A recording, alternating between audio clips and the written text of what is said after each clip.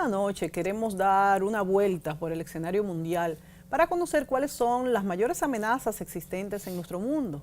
Aunque la humanidad avanza a fuerza de grandes logros científicos y tecnológicos que provocan mejoras en la calidad de vida, también tiene una cara oscura que nos presenta grandes retos para el crecimiento individual y colectivo. Al lado de la parte positiva están las amenazas, peligros de guerras, grandes olas migratorias, corrupción, movimientos separatistas. Nos preocupa, por ejemplo, la situación entre Estados Unidos y Corea del Norte, sus amenazas mutuas, las crisis económicas por endeudamiento, la disparidad entre naciones, los cambios en el panorama económico que siempre traen alguna incertidumbre, en este caso situando a China como la próxima potencia capaz de decidir la moneda de reserva mundial, quizás junto a Rusia.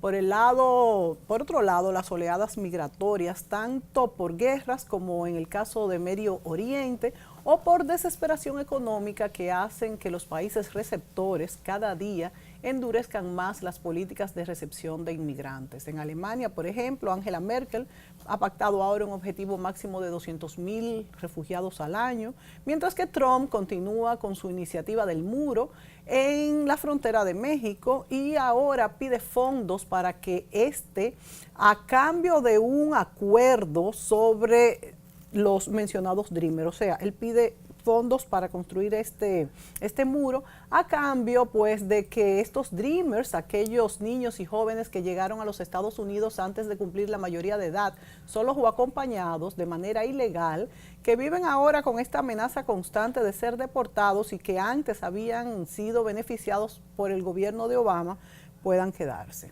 Bueno, el régimen de Trump está endureciendo, señores, todas las medidas contra el ingreso al país de menores no acompañados y de todo tipo de inmigrantes, no solamente de esos. A consecuencia de esto, en gran parte del mundo hemos visto entonces un resurgimiento de las derechas que recargan sus pilas con un discurso antimigratorio y nacionalista y avanzan en Europa, principalmente en Alemania, Francia, incluso en Italia, en Estados Unidos, por supuesto, con Trump a la cabeza, en América Latina, pero con un discurso más moderado, podría decirse. Los escándalos de corrupción no se quedan atrás en Latinoamérica y en Europa. Los escándalos de corrupción están a la orden del día, provocando incluso la suspensión de presidentes, como en el caso de Brasil. A mí lo que me llama la atención, y digo que la particularidad de Brasil es que la presidenta saliente está implicado y el entrante también. Entonces, si nos vamos a Ecuador, por ejemplo, vemos que Rafael Correa estuvo 10 años en el poder y ahora Lenín Moreno, que fue su vicepresidente, descalifica su gobierno denunciando que ha encontrado un Ecuador sobreendeudado y con un sistema económico colapsado. El vicepresidente actual, Jorge Glass, fue encarcelado, acusado por asociación ilícita y recibir 16 millones de sobornos de Odebrecht. Correa, por su parte, y sus partidarios afirman que Glass está preso por la lealtad que le ha demostrado al expresidente Correa, que es para sacarlo del medio y quitarle la posibilidad de acceder al poder si le pasará algo a Lenín Moreno, y que él no es culpable de si su tío hiciera acuerdos o negocios con Odebrecht. Esto es cuestionable, pero lo dejamos ahí. Dicen que en su caso, que en el caso de Glass, la prisión preventiva es innecesaria. ¿Eso les recuerda algo a ustedes? Bueno, igual que como se determinó en la República Dominicana, porque también aquí se determinó que no era necesaria. Para Correa, la situación del Ecuador con Lenín Moreno es peor a que haya ganado la oposición, porque él dice que ha descalificado la revolución, su revolución. Bueno, pero para analizar todos estos temas, hemos invitado a dos conocedores de la política internacional. Vamos a darle la bienvenida a Ricardo Fortuna y a Luis Manuel de Camps. Buenas noches, señores, bienvenidos a Entre Puntos. Muchísimas gracias, Mónica, buenas noches. Bueno, señores, podemos comenzar por lo macro, vamos a decir, por las cosas que definen el escenario político, para después irnos a algunos casos particulares. Pudiéramos comenzar preguntándole a ustedes, ¿cómo ven este nuevo orden económico mundial, donde China y Rusia parece que tienen una preponderancia dentro del mundo, mientras que la Unión Europea que es muy fuerte, pero a la Unión Europea le da mucho trabajo a los países y a ellos mismos pues tomar decisiones, porque es un todo, son muchos países muy disímiles y es un todo. Sin embargo, vemos ahí países como Alemania, a la cabeza como siempre, pero donde hasta los muchachos tienen problemas por conseguir empleos, o sea que van a tener que hacer grandes cambios también. Entonces nos preguntamos, ¿pudiera haber un nuevo orden realmente con China y Rusia a la cabeza? ¿Pudiera el dólar dejar de ser la moneda de reserva mundial, por ejemplo? Y ya que los chinos todos sabemos que manejan los bonos del tesoro norteamericanos, sin embargo, Estados Unidos es quien le compra a China pues la mayoría de los productos, o sea que vemos que con esta globalización hay una interrelación muy fuerte que a nadie le conviene, ni una guerra, ni un debacle económico. Y por eso también el caso de Corea del Norte y Estados Unidos, a ninguno de los dos le conviene pues que se arme una revolución, un lío de marcas mayores en este sentido. Vámonos con estas grandes potencias, vámonos con Estados Unidos, con China, con Rusia y el peso económico dentro de la estabilidad política y social que tiene, pues, que tienen estas naciones. Ricardo, ¿qué tú nos dices? Yo pienso que a grandes rasgos el tema del dólar como una moneda fuerte va a permanecer por un tiempo, porque hasta tanto no se muestre, en el caso del bloque europeo, una consistencia, porque ha habido tanta, por ejemplo, en el caso del Brexit fue la última debilidad mostrada con la iniciativa de conformar a toda Europa como un solo bloque y hacer una moneda fuerte que pueda producir esa sustitución. No pienso que por lo pronto, en el panorama a corto plazo, eso pase. Primero por eso, porque en el caso del bloque europeo no ha sabido brindar esa percepción de estabilidad a largo plazo, y con el tema comparativo frente al dólar, que aún bajando y subiendo, como a veces se pasa con esta moneda, influenciada sobre todo con el tema del petróleo, todavía la región mantiene cierta potencialidad que no se ha desarrollado en frente a lo que puede ser una eventual caída de la misma moneda. Yo entiendo que Europa debe todavía de seguirse ajustando. Hemos visto, por ejemplo, en el mismo caso de Alemania, que a pesar de mantener una principalía dentro de lo que es la región, como bien tú acotabas, muestra todavía algunas debilidades propias de un sistema fuerte. Pienso que no, que en el caso de la moneda norteamericana, por lo pronto, en un plazo corto, no la veo como ser sustituida como una moneda de reserva internacional. Claro, que traería, contrario a lo que algunos dicen, una debacle económica mundial, porque es que todo está entrelazado y no es tan sencillo hacer esa sustitución, además de que por cuál es el anclaje de esas monedas. Ahora bien, Luis Miguel, ¿cuál es el peso? Y si tú crees que realmente China y Rusia pudieran ser aliados económicos, porque mucho se habla de esto, de China y Rusia como aliados económicos y políticos, pero en realidad hasta ahora no hay una alianza clara entre ellos. Yo, igual que Ricardo, entiendo que una sustitución de la moneda internacional, la divisa internacional por excelencia, que es el dólar, no es posible. Yo diría no solamente en el corto ni en el mediano plazo tampoco. Tenemos que recordar el paso fundamental que dio el presidente Nixon al principio de la década de los 70, cuando sustituyó la reserva de los Estados Unidos del oro al dólar. Mejor dicho, más que al dólar, a la confianza que el dólar podía establecer. Entonces, estamos hablando de un sistema de reserva internacional de prácticamente todos los países del mundo, que dependen de una máquina de imprimir cuyo control y dominio lo tiene de manera exclusiva el Tesoro de los Estados Unidos, específicamente la Reserva Federal, quien traza las políticas públicas monetarias, que dicho sea de paso, es una entidad, la Reserva Federal, que no es una entidad pública, es una entidad privada. Claro. Mucha gente también a veces se confunde en esto. Entonces, y una señal de esa dificultad que tú planteas, se dio, por ejemplo, con el tema del BRICS. Los países BRICS, cuando se estaban fortaleciendo, inclusive se llegaron a reunir y me parece que en una de las últimas reuniones más importantes se estableció la creación justamente de una moneda distinta al dólar para que ésta pudiera sustituir. ¿Cuál fue la respuesta inmediata de los Estados Unidos? Bueno, la respuesta inmediata de los Estados Unidos fue: vamos a identificar cuáles son las bases económicas de la mayoría de esos países del BRICS para entonces minarlos.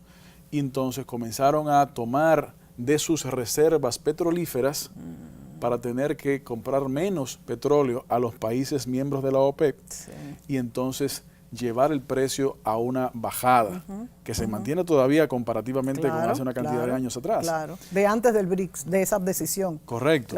Entonces, con la bajada del precio del petróleo sustentada de manera dirigida fundamentalmente por esa política económica de los Estados Unidos de producir, tomar de su reserva de petróleo, así como también de favorecer otros hidrocarburos y otras fuentes de energía en algunos puntos muy particulares, ellos han logrado que la base económica, por ejemplo, de Brasil, la propia Rusia y otros países miembros de ese BRICS comience o por lo menos reduzca su nivel de fortalecimiento. De hecho, ya ni oímos casi hablar del BRICS. Por eso. De los BRICS, de los entonces, países BRICS. Y mucho menos entonces el planteamiento de una moneda que le sustituya.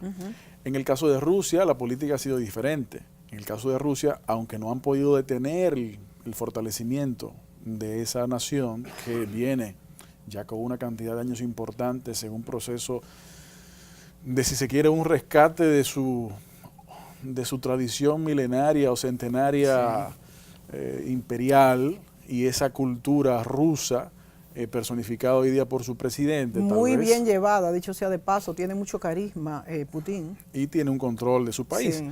Pero ante esa embestida, Estados Unidos, bueno, ¿qué ha hecho? No pudo hacer nada en Crimea, pero sí ha imposibilitado con sanciones económicas el aceleramiento de esa recuperación. Pero sigue siendo el dólar la moneda fundamental de reserva de todas las naciones. Sí. Entonces, como tú decías, es muy difícil uno visualizar en el corto o en el mediano plazo una sustitución, porque para que eso se dé, tiene que haber un fortalecimiento constante. En el caso del BRICS, bueno, Brasil se encuentra en la situación que tú describías al inicio. Sí. China, que de esos países sigue siendo evidentemente el más fuerte, sigue un proceso de fortalecimiento, aunque ha ido desacelerando un poco su economía, su crecimiento económico, bastante. Sus índices de crecimiento económicos increíbles. Y de hecho eso ha influido muchísimo en América Latina, que era la que le vendía pues todos estos commodities. Correcto. Pero inclusive también ha influido en América Latina en el sentido de que muchas de las industrias que en China tenían un nivel de crecimiento increíble, se han desacelerado y algunas de esas industrias han regresado a Latinoamérica. Exacto. Por el tema de la distancia en el mercado natural que corresponde. Que por ese lado ha sido bueno para Latinoamérica. Correcto. Sin embargo, quizás no es comparativo en lo que han dejado de vender con el regreso de estas industrias. No, todavía no ha habido una compensación total, pero sí ha habido por lo menos una desaceleración. Sí. Al reducirse el nivel de crecimiento, la tasa de crecimiento china, al encarecer el yuan, también el costo del flete de transporte de Asia al continente americano y a Europa ha llevado a algunas industrias a entender que se justifica más una movilización de su producción a América Latina y en algunos casos a otras partes más cercanas de Estados Unidos. Y eso entonces ha afectado. Pero también se da el caso de que las políticas, en algunos casos chinas, a propósito de políticas tendentes al tema de medio ambiente, han cambiado un poco. Sí. Han cambiado un poco. El discurso, sobre todo que hoy lleva la India, miembro de BRICS, de que no se puede establecer límites al proceso de desarrollo industrial porque otros países que ya pasaron la etapa industrial, ya se encuentran en una etapa postindustrial, ya pasaron por eso y ahora no se le puede negar, que es el discurso hoy día de la India, ya no es tanto el discurso de China, que se encuentra en una realidad de contaminación. Y que ha parado muchísimas fábricas que usaban, por ejemplo, carbón. Exactamente. Y que sin embargo está al mismo nivel que la India, en que no ha pasado esa parte de desarrollo que la India dice que tienen derecho a utilizarlo y no deja de ser cierto. Entonces China como que va adelante en ese sentido. Ahora bien, nos vamos a ir a la pausa, pero yo quisiera en el segmento anterior tratar 2 puntos referente a lo que tú has tocado y quisiera que Ricardo iniciara. Y es primero, que se deriva de todo esto y vemos cómo está aconteciendo, que la fortaleza de los Estados Unidos va más allá de lo que quizás muchos creemos, y fíjate cómo se ha debilitado la base económica de estos países BRICS que planificaban un orden económico entre ellos, una moneda común entre ellos, y quizás que le quitara pues fuerza al dólar. Por un lado, el mundo se queja de la preponderancia del dólar y de la dictadura del dólar, si pudiéramos llamarle así, pero no sabemos hasta qué punto le convendría a ese mismo mundo que está tan interrelacionado, pues que esto cambie. Esto es peligroso, o sea, tiene sus pros y sus contras. Y también hablaste del fortalecimiento del yuan, de la moneda china, que Estados Unidos estuvo detrás de esto durante mucho tiempo, y justamente, ¿por qué? Porque sus exportaciones se encarecerían más y esto beneficiaría a los Estados Unidos porque las de ellos serían más competitivas. Entonces yo me pregunto, ¿hasta qué punto, y también quisiera que habláramos de eso en el segmento que viene, Ricardo, hasta qué punto el dólar se está devaluando, hasta qué punto se mantendrá respecto al euro, respecto a la canasta de monedas, porque tiene las ventajas tanto para Estados Unidos como para el mundo tener un dólar barato y por otro lado tener un dólar caro. Bueno, ¿cómo manejamos esto? Nos vamos a la pausa, volvemos. Si ya has pensado en comprar tu vehículo usado, solicita tu préstamo a una tasa fija de un 12.5% a un año y un 15.5% a 5 años. Realiza lo que deseas en nuestra temporada de préstamos. Popular, a tu lado siempre. Ya está aquí la feria, Expo Móvil Banreservas para que tengas tu carro, tu carro, tu carro. Más que un préstamo, un sueño cumplido. Tu nuevo vehículo con Expo Móvil Banreservas. Del 20 al 22 de octubre, con atractivas tasas de financiamiento, tu cuota móvil y con tu préstamo participas para ganar seguro full o financiamiento gratis el primer año. Expo Móvil Banreservas. Movilidad para todos. Banreservas, el banco de los dominicanos. Banreservas. Si estás pensando en montarte, viajar, remodelar tu casa o simplemente comprar algo nuevo, solo te hace falta solicitar un préstamo popular con tasa fija hasta 5 años. Realiza lo que deseas en nuestra temporada de préstamos. Popular, a tu lado siempre. La tecnología es lo mío. Crear cosas nuevas, innovar es lo que me mueve. Los avances que veo en la educación nuestra me motivaron a estudiar magisterio. Con las nuevas tecnologías puedo aprender a distancia, conectarme a toda la información disponible e interactuar de forma dinámica. Estamos pasando de una escuela de pizarra y papel a una escuela moderna y digital. Ya yo me decidí, ahora te toca a ti. Sé parte de la familia magisterial. Ven, aplica por una de las 20.000 becas que el gobierno del presidente Danilo Medina ha dispuesto para los estudiantes de excelencia en la carrera de educación. Infórmate en el 809-535-8006, extensión 103, 104, 105 y 106. Ministerio de Educación.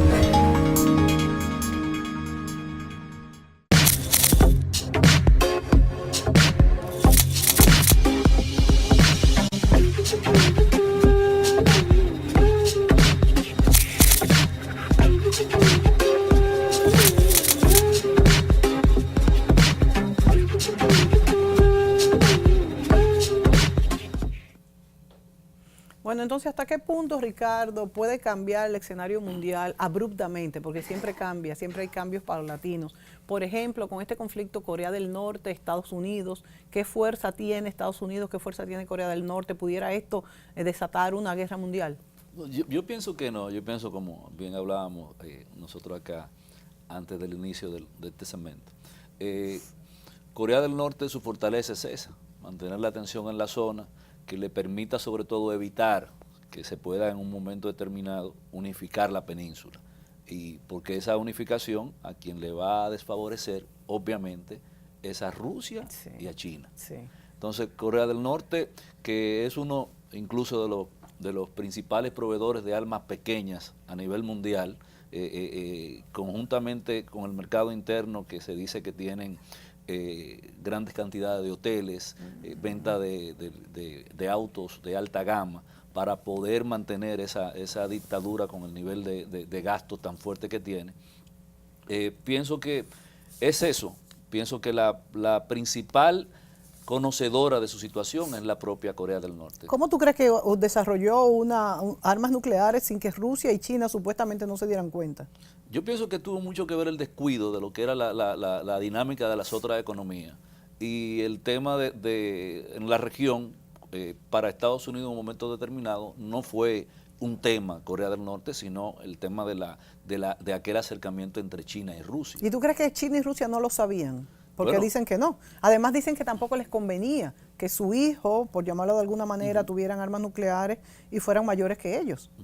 Pero es que yo pienso que ese es el mérito que tiene Corea del Norte, vamos a decir si se puede llamar mérito, que es importante para China y para Rusia en el momento en que pueda ser capaz de mantener esa tensión.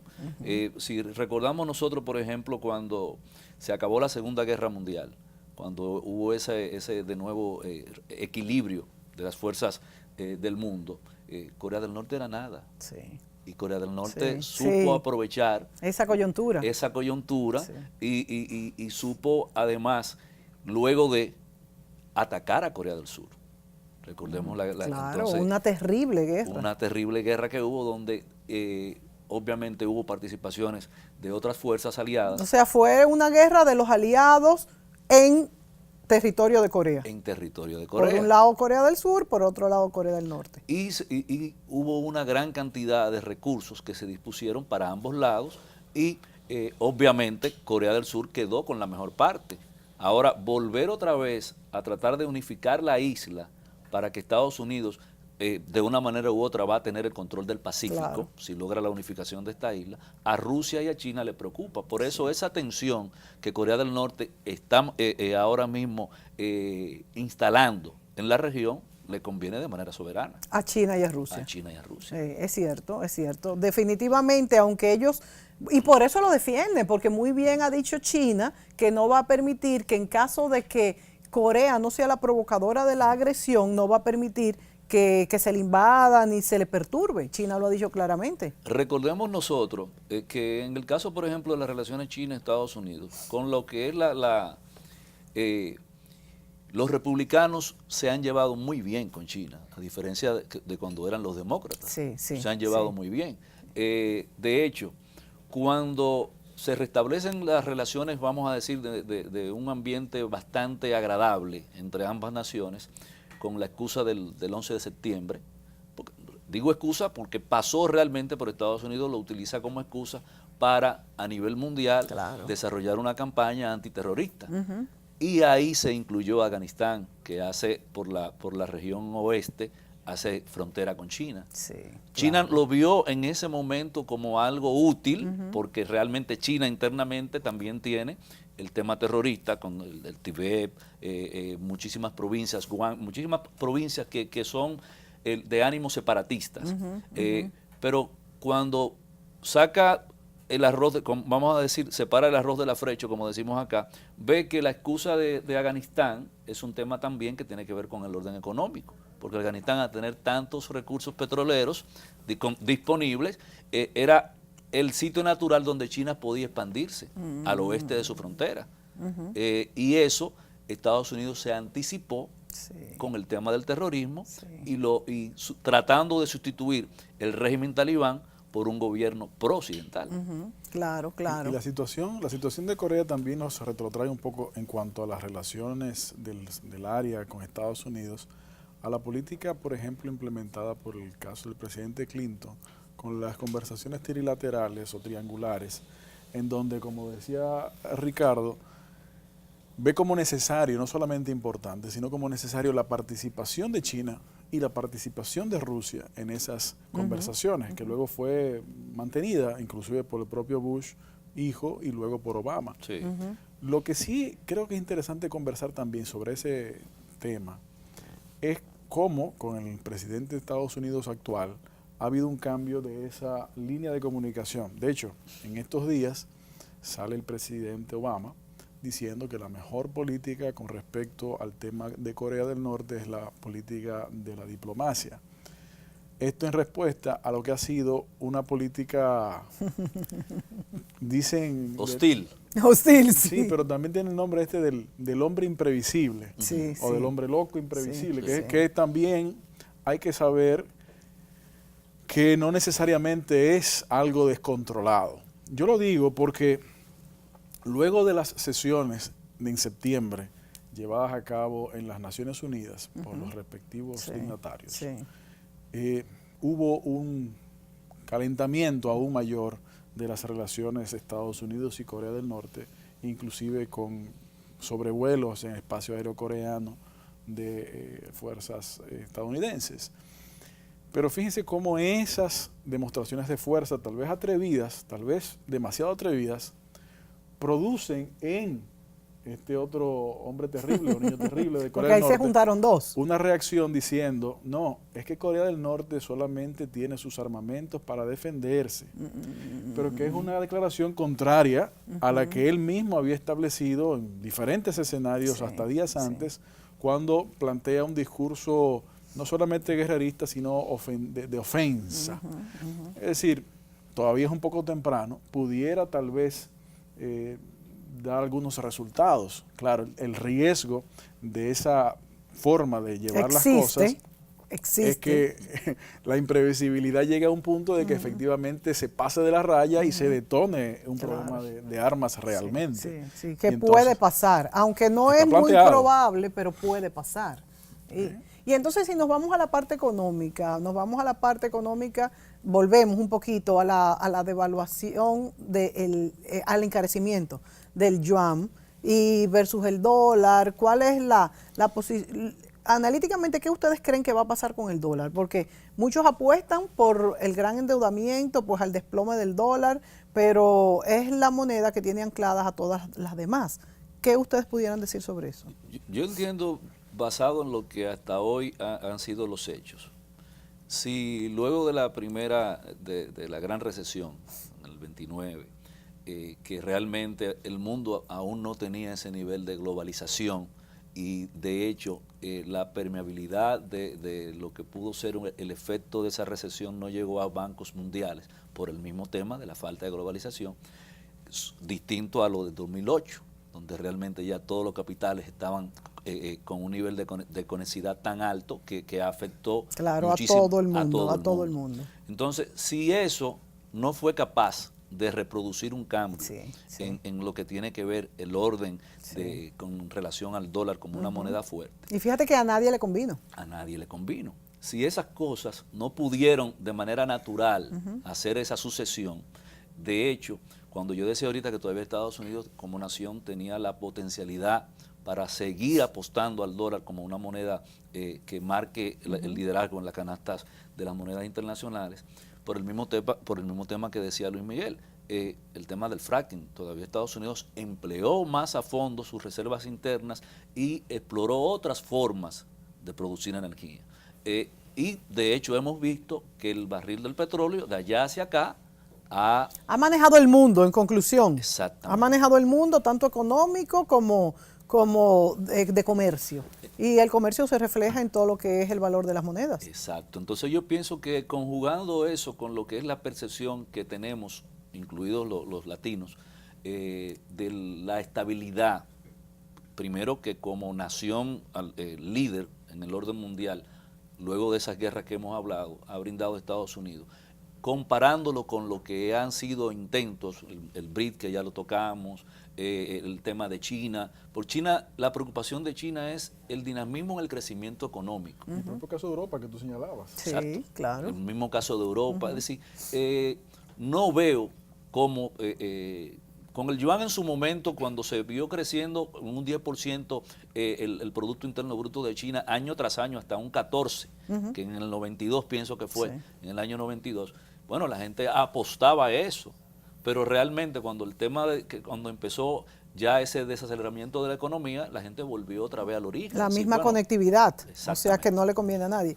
Bueno, y entonces América Latina, ¿cuál es cuál es la posición de América Latina como región. Estamos viendo un gran deterioro desde Brasil, Venezuela, Ecuador, el mismo Perú, aunque con un resurgimiento de la derecha. Primero eso, es una región donde la derecha está tomando auge respecto a como estaba hace 10 años, pero todavía quedan muchos países con centro izquierda o izquierdas, que hemos visto más moderadas que antes. ¿Cuál es el futuro? Nos vamos a la pausa y vamos a desarrollar un poco de cuál es el futuro en Latinoamérica en cuanto a pues frenar la corrupción para que eso de gobiernos y políticas más sanas para el crecimiento de cada uno de los países. Volvemos.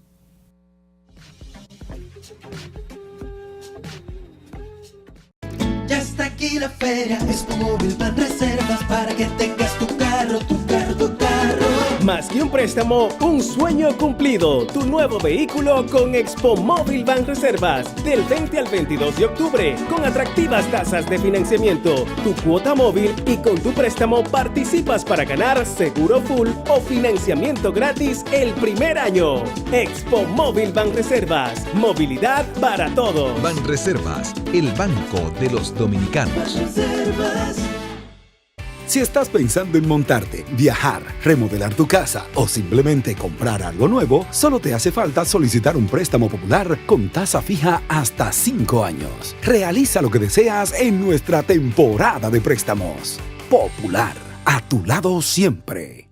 ¿Por qué es importante un sistema de pagos moderno y eficiente? Ha llegado el fin de mes y esperas la entrega de tu sueldo. Ya has calculado el pago de tus cuentas. Préstamo, casa, carro, luz, teléfono, estudios, comida. Pero imagina que solo te pudieran pagar en efectivo. Y no existen instrumentos de pago modernos y confiables que te faciliten cumplir a tiempo con tus compromisos. Esto afectaría tu vida diaria y también la vida de tus relacionados y de las demás personas. Quedarías mal.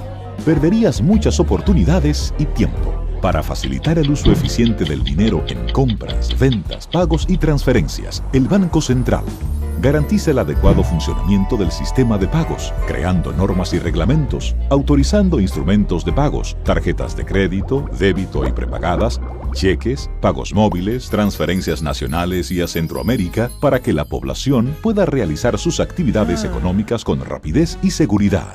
Pagos en tiempo real y tránsitos mínimos, logrando un notable ahorro de tiempo, contribuyendo así al buen funcionamiento del sistema financiero y de la economía. Porque un sistema de pagos confiable es parte importante del esfuerzo que hacemos para convertir tus sueños de hoy en tus logros de mañana. Campaña de Educación Económica y Financiera del Banco Central de la República Dominicana, por la estabilidad y el crecimiento.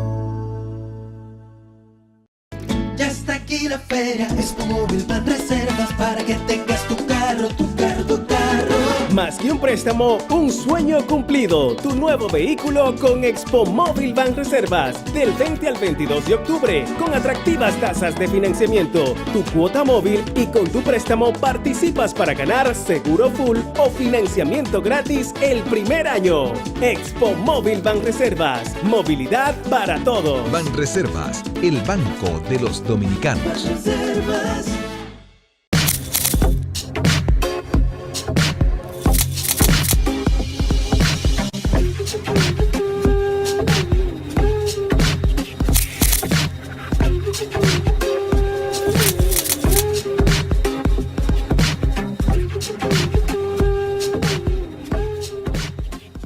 Bueno, habría que ver si esta década que casi se termina ha sido beneficiosa o perjudicial para el desarrollo de Latinoamérica.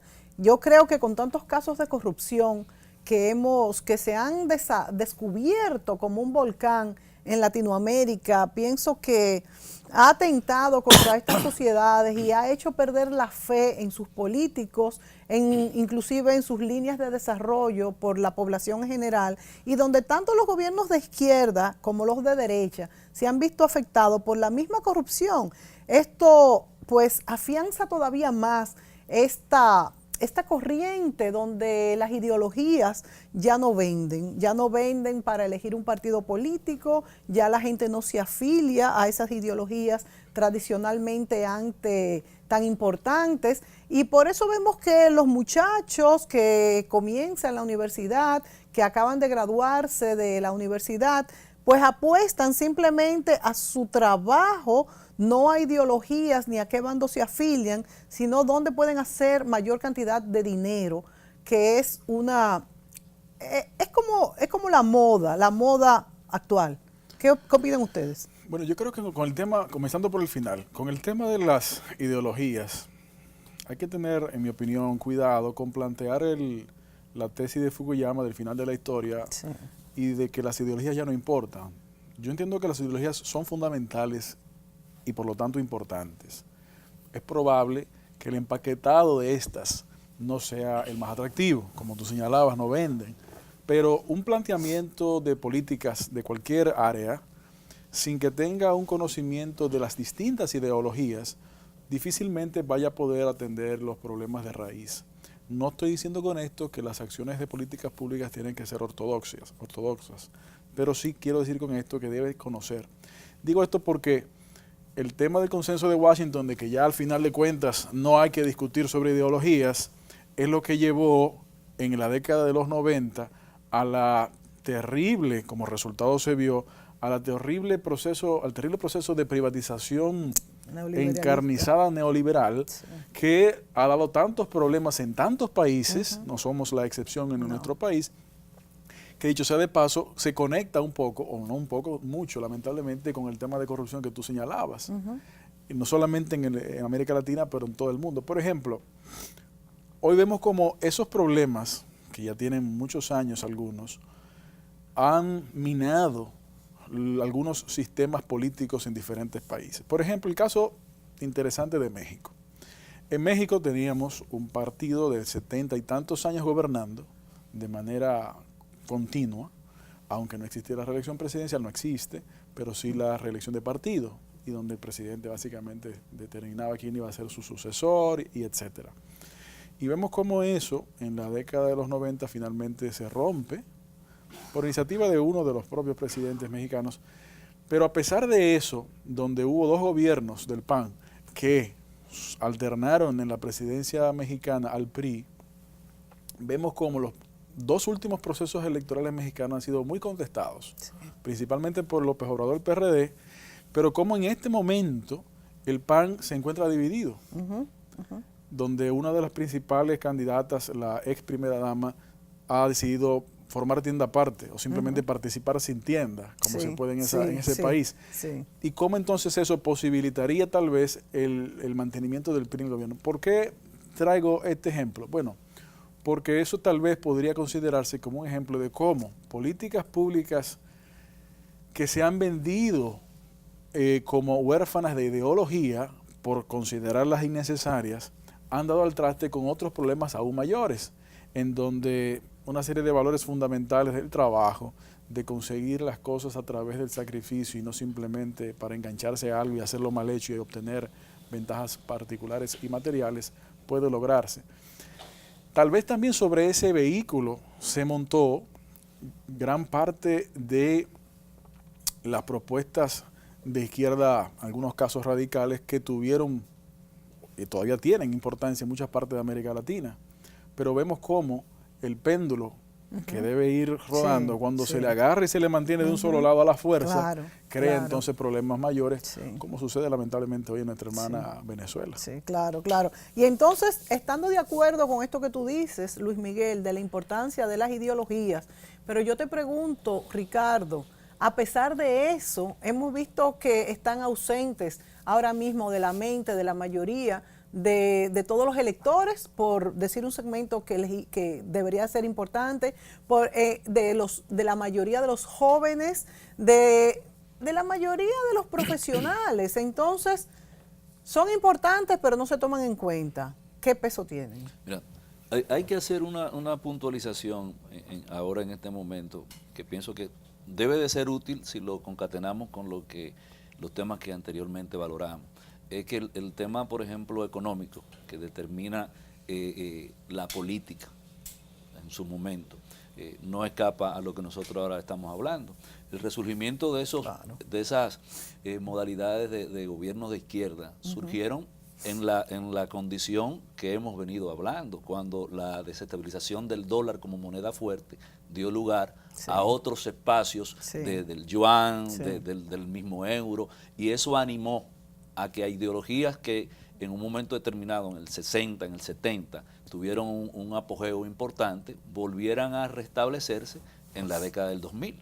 Y permitió que, por ejemplo, experiencia como la de Hugo Chávez, que también en un momento determinado fue determinante para que el tema del BRIP tuviera un apogeo, por esa, vamos a decir, esa reserva tan importante que maneja Venezuela en el tema de petróleo, permitió que se produjese una suerte de fiebre en América Latina con los gobiernos socialistas.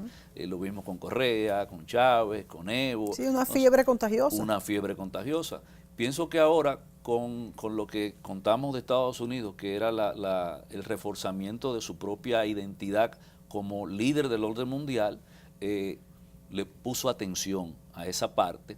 Y ahí hubo entonces la debilidad de lo que era la ideología como sustentación de esos partidos, y los vemos de esos partidos que en un momento determinado en esos países accesaron al poder, Daniel Ortega, Nicaragua, es decir, todo eso, y ahora lo que estamos viendo que la sustentación ideológica de esas acciones políticas no eran tan fuertes como se entendían, que es lo contrario que pasa con el caso de la derecha, que no importa el tiempo que pase, se conserva como una ideología fuerte, porque se supone la prudencia, todo lo conservador, que nunca pasa de moda por eso mismo.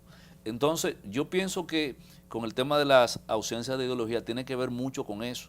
Si de hecho todo lo que nosotros estamos hablando fuese lo opuesto, esas ideologías fuesen tan fuertes como esa misma moneda que nosotros hemos valorado como sustituto del dólar. O sea, es cuestión del péndulo. Es lo que decía Luis Miguel. Es decir, como en ese momento pasó eso, pudieron cosechar lo que ahora hemos venido hablando. Pienso que la ideología son determinantes. De hecho, nosotros no escapamos como nación a la experiencia de partidos que vendieron una ideología y la hemos visto, y hoy en el ejercicio del poder lo que menos enseñan es esa ideología que los catapultó dentro de la simpatía del electorado dominicano. Es decir, la última persona que el electorado, y si en un momento determinado hago una opinión que puede no colindar con lo que Luis Miguel piensa ya en el plano político, quizás fue Juan Bosch, que vendió la ideología y fundó un partido. Pero eso ya ahora mismo, lo que es el accionar de ese partido, desdice mucho lo que fue esa acción principal. Muchos podrían decir que evolucionó. Bueno, o involucionó. O retrocedió. O involucionó. Bueno, habría que hacer un análisis. Pasa lo mismo, por ejemplo, con el caso del doctor José Francisco Peña Gómez. Es decir, el PRD realmente era un partido con ideología. Antirreeleccionista. Exactamente. Entonces, ahora muchos dicen que Peña Gómez fue el abanderado de la antirreelección porque nunca salió presidente. Habría que también examinar esto, ¿no? Bueno, hubo escenarios donde realmente él pudo quizás, por un asunto de conveniencias, cambiar el discurso y lo mantuvo. Por eso yo digo que con el tema de ideológico, la antirreelección es una ideología. Claro. Entonces, y muy válida. Y muy válida. Entonces, si nosotros hemos visto como, por ejemplo, en América Latina ya esa ausencia de ideologías ha sido, vamos a decir, sustituida por el tema de las conveniencias de los principales líderes de esos partidos. Por las conveniencias económicas. Que ha sido entonces la debilidad aprovechada por el entablado conservador encabezado por Estados Unidos, para atacar con el tema de la corrupción a esos gobiernos. Eso ha pasado y pienso que Odebrecht fue la excusa favorita, puntuable, vamos a decir privilegiada que se le presentó para combatir el tema de la corrupción a nivel internacional, y nosotros duele decirlo, quizás no hemos dado el mejor de los ejemplos en ese caso. Con el tema de Perú, hay que hacer una validación muy cierta, porque se produce un símil bastante extraño con el tema de Moreno. Sí, sí. Y que fue el vicepresidente de Correa. Y mire lo que pasa ahora. Sí. Yo pienso que no la verdad es que es un tema. No quisiera abundar mucho. No, porque hay que hacer un programa. Con lo que es la hay política que hacer un criolla. programa casi que pudiera ser de una comparación, quizás, ¿verdad? Vámonos a la pausa. Yo quisiera que en este último segmento cerráramos con los movimientos migratorios. Movimientos migratorios que producen, pues quizás este resurgimiento de la derecha, como creo que mencionamos en algún momento, lo más tradicional, lo más conservador, y los movimientos separatistas. Estamos viendo movimientos separatistas no solamente en España, como sabemos en Cataluña, también en el País Vasco. Hemos visto movimientos separatorios en muchos otros países también, no tan fuertes, pero se están dando. ¿Qué tan legítimo, vamos a decir, es esto? Volvemos.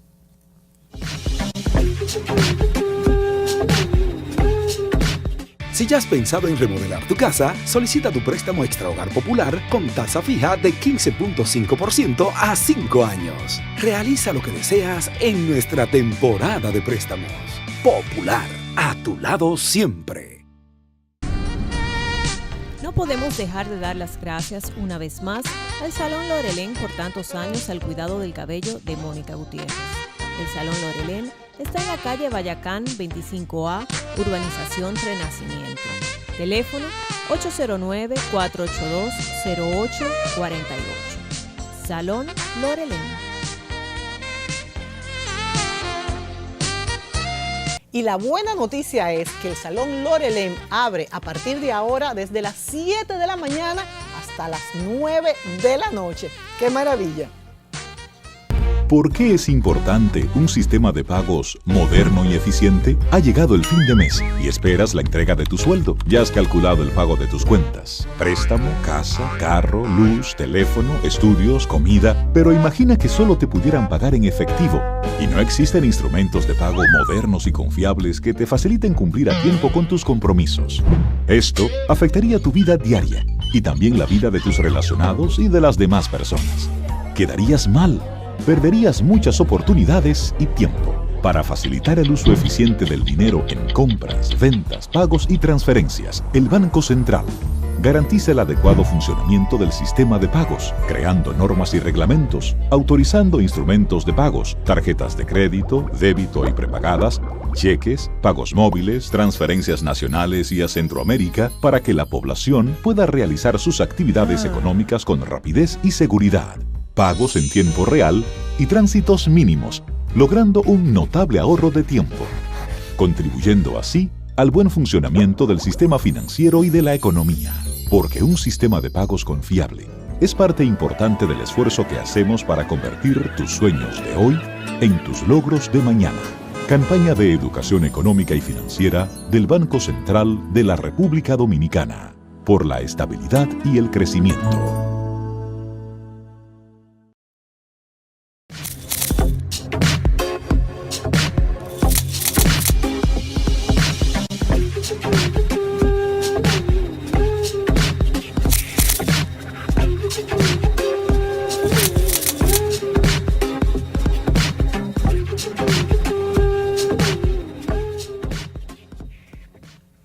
Señores, el caso de Cataluña tiene al mundo pues muy interesado, muy pegado viendo todo esto, porque se han visto fuertes abusos del gobierno de Rajoy frente a los manifestantes de Cataluña, los separatistas, pero sin embargo hasta el PSOE en estos días ha dicho que va a combatir a los separatistas porque esto no está dentro de la ley.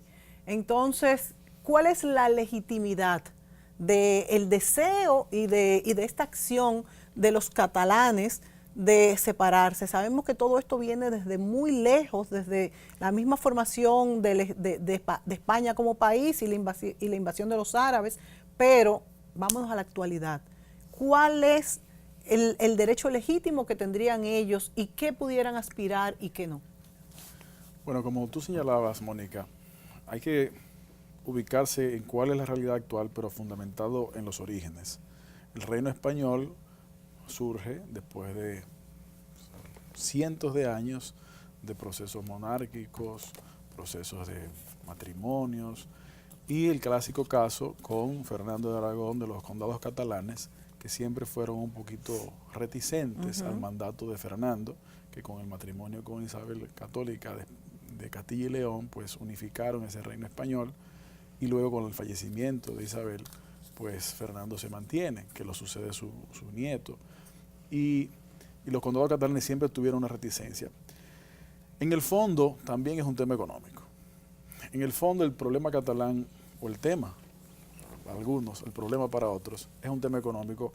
Señalan que Cataluña produce cerca del 20% de la riqueza española y que no es retribuida en inversiones públicas en esa misma dimensión.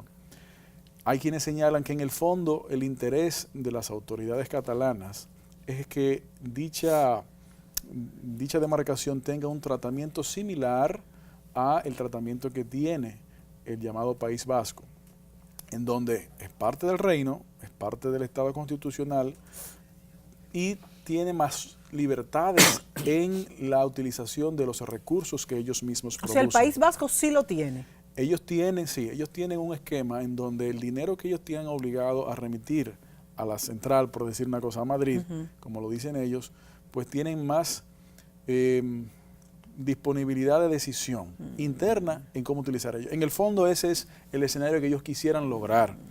Y ellos han adoptado una política de choque, una política de enfrentamiento abierto y sin cuartel sobre una posible separación. Pero han encontrado, obviamente, el primer valladar que han encontrado es la inconstitucionalidad y por lo tanto la ilegalidad de dichas iniciativas, de cómo la han llevado a cabo. En el caso de los acontecimientos de hace algunos días, algunas semanas, evidentemente el presidente del Estado español se encontraba en una disyuntiva. ¿Por qué?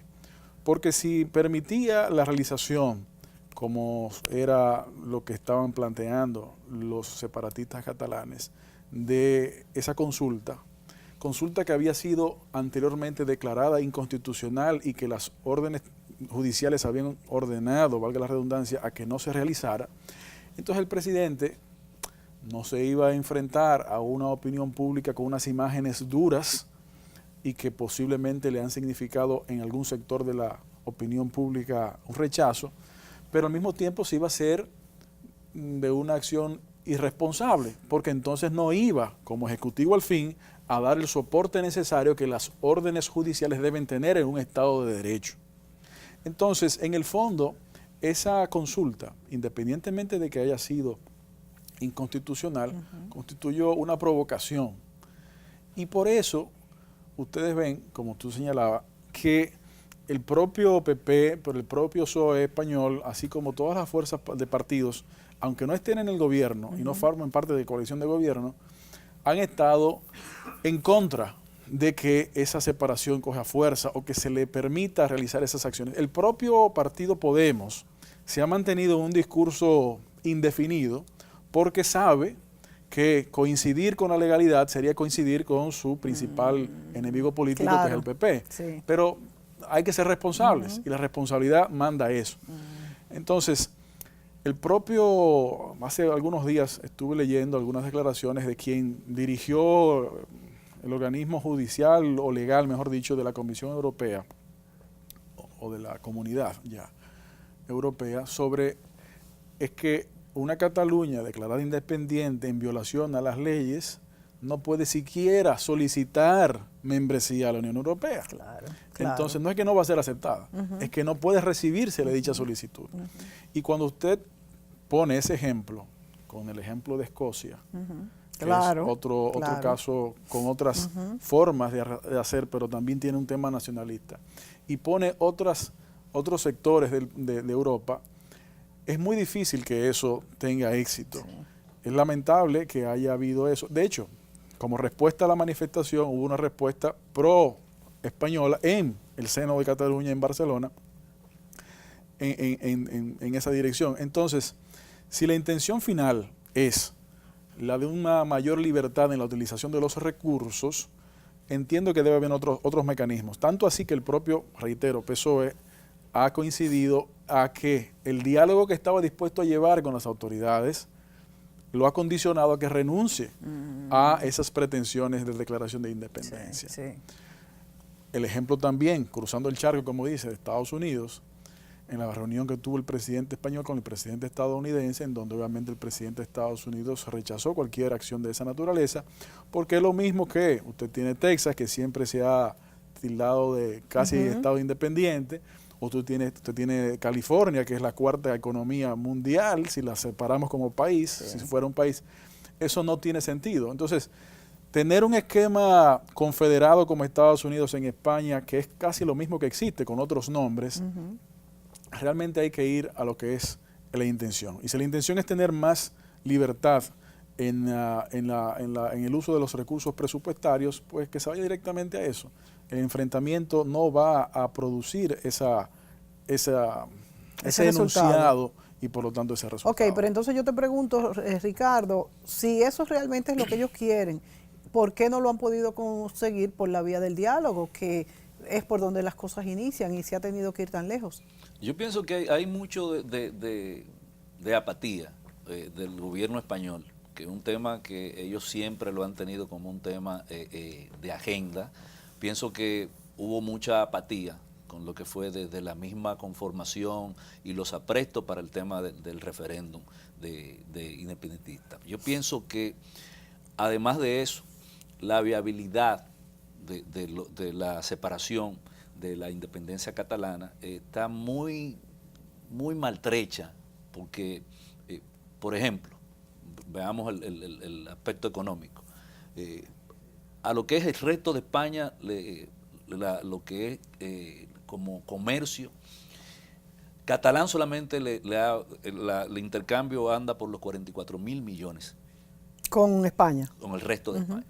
Con Europa, 37.000. Es decir, el resto del mundo prácticamente no tiene comercio con Cataluña. Claro. Entonces, de hecho ya hemos visto que la viabilidad está tan maltrecha que los principales bancos se mudaron a Madrid, donde una jugada estratégica de lo que tiene que ver las autoridades de Valencia aprovecharon y se mudaron en Valencia. Sí, sí. Entonces, no es lo mismo llamar al diablo que verlo llegar. Como pasó con el Brexit. Como pasó con el Brexit. Sí. Entonces, como bien dice Luis Miguel, que es una nación enorme y poderosa. ¿Qué vas a hacer tú en lo que tiene que ver de cara al futuro? ¿Cómo vas a manejar la viabilidad como nación que te acabas de separar del Estado español para el orden económico, que es lo que le da sustentación al Estado? Claro. Por eso yo decía que el gobierno ha sido apático, porque si daba, por ejemplo, algún protocolo de comunicación para inculcarle a la gente lo que son los pros y los contras de la separación, de asumir la separación, lo que los independentistas llamaban como realmente el 80% que estaba a favor de, pienso que se hubiera reducido. Se hubiese reducido bastante. Sí, porque es mucho, un 80% a favor. Mucho. Quizás por seguir las masas, por desconocimiento. Por el tema, lo hablábamos ahorita y tenemos que volver acá de nuevo. La ausencia de ideología lo que reproduce son situaciones como esa, porque el nacionalismo siempre es una ideología subyacente en todos los países. Basta que lo pueda activar cualquier escenario internacional o cualquier situación interna. Pero mira que aquí el nacionalismo es propio de Cataluña, no de España. Exacto. O sea que fíjense cómo se entiende el nacionalismo a varios niveles. Entonces, tú no puedes arguirle el tema de la autodeterminación de los pueblos, porque con el tema de Cataluña no es Kosovo. Aquí no está pasando nada de eso. Claro. Entonces, pienso que sí ha habido un poco de apatía de parte de Rajoy. Pienso que incluso la forma en que se reaccionó inicialmente no fue la mejor. Pienso que se vio afectada lo que es la buena imagen del gobierno español, pero a pesar de eso, las fuerzas políticas importantes vimos en el caso de la alcaldesa de Barcelona, la famosa alcaldesa de Barcelona, Colau, se manifestó a favor del diálogo, Sí, de que no es hora de romper puentes, sino de construirlo. Y pienso que si la intención de ellos es que se logre una modificación del esquema económico, que como parte de la nación ellos puedan tener, porque realmente es importante el aporte que hacen, deben de visualizarse en lo que ya los primeros días de lo que es los efectos de ese referéndum les ha provocado, con el tema, por ejemplo, Alemania, que tiene 1000 y tantos de empresas, ya ha valorado que 500 y tantas de ellas ya se vayan. Es decir, todo eso es lo que va a dar sustentación a la viabilidad de ese proceso. Entonces, ¿ustedes creen, y para cerrar en este minuto que nos queda, que muchas veces las acciones son desproporcionadas para pues lograr objetivos que, si bien es cierto que muchas veces esto es un catalizador para que se logren, otras veces se pueden ir de las manos y causar tantos problemas como muertes, desestabilizaciones y muchísimas otras cosas que no vale la pena? Inclusive a veces puede producir el efecto contrario al que se busca, porque como decía Ricardo, con esos enfrentamientos encarnados que se han estado produciendo, la preponderancia económica de esa región pues va a reducir. Claro. Independientemente de cuál sea el resultado de este trance, va a reducir esa importancia. Entonces ya tendría menos poder de negociación. Ricardo, 30 segundos. Lecciones para República Dominicana. Yo pienso que con el tema Cataluña, yo pienso que nosotros no tenemos ese nivel de separaciones ni nada, pero en términos de dar tan duro para lograr un objetivo que quizás es mucho menor.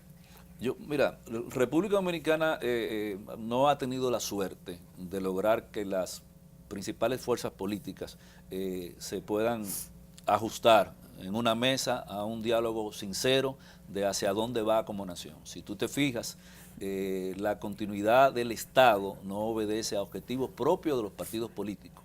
Los partidos políticos llegan con una agenda muy distinta a la que debería de tener el Estado como institución de los dominicanos. Nosotros apostamos a que los partidos políticos construyan carreteras, y no es malo, es bueno, pero como nación, dentro de lo que es el orden mundial, ¿cuál es la prioridad en la agenda de los partidos políticos que debe de tener que ver con la República Dominicana? Yo nunca he oído hablando a nadie en ese sentido. Eso debería estar dentro de la ley electoral, ¿verdad? El nuevo código electoral, que se presenten estas cosas, que se hagan. Bueno, no nos queda más tiempo. Que se cumpla la ley de desarrollo nacional. Estrategia Nacional de Desarrollo. Eso debería estar en el código electoral. Pero es una ley, que se cumpla esa que ya existe. Eso es lo único. Señores, en nuestro país tenemos muchísimas leyes y no todas se cumplen, quizás son las menos que se cumplen. Pero esta semana, este domingo, estuvimos viendo todo este panorama internacional que, si usted lo vio completo, entiende que sí que nos influye, a todos nos influye lo que es la política internacional, lo que está pasando en el mundo, la economía y todos los movimientos de la gente de aquí para allá. Bueno, recuerde que si está viendo este programa a las 10:30 de la noche, en el canal 24 puede volver a verlo ahorita a las 12 de la noche en Teleradio América, canal 12 o 45. Y recuerde que aquí, a través de las experiencias y análisis de nuestros invitados, aprendemos a entender mejor este mundo maravilloso pero complicado que nos ha tocado vivir. Hasta la próxima semana.